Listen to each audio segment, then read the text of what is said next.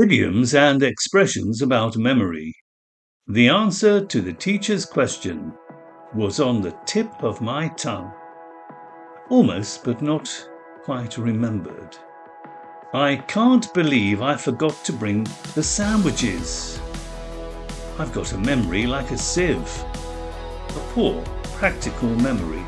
That boring lecture went in one ear and out the other. It was very easy to forget. Memories are fading of what the world was like before television. Most people have forgotten. You should keep in mind that it gets cold in the winter and pack some warm clothes.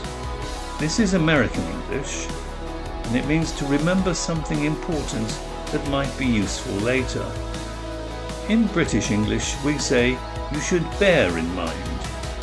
Jacob was explaining the diagram when he suddenly lost his train of thought. He forgot the main point of what he was talking about.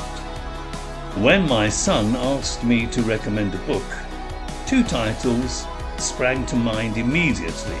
In other words, they came quickly into someone's mind. My mind. Melanie has a photographic memory. She copied that painting perfectly, and she'd only seen it once. This means she had the ability to remember information or images in great detail. 1963 was the worst winter in living memory. I had never seen so much snow. It means that anyone alive can remember. The police showed me a photo of the suspect to jog my memory, in other words, to help me remember. When the hotel receptionist asked me for my phone number, my mind went blank. I couldn't remember anything at all. I'm sorry I didn't get you a present. It slipped my mind that it was your birthday. I forgot. That name rings a bell. I think I went to college with her. Yeah, it's familiar. I've seen that animal before, but its name escapes me. I can't remember its name. I've been racking my brain all morning, but can't remember where I put my passport. In other words, thinking hard or making an effort to remember.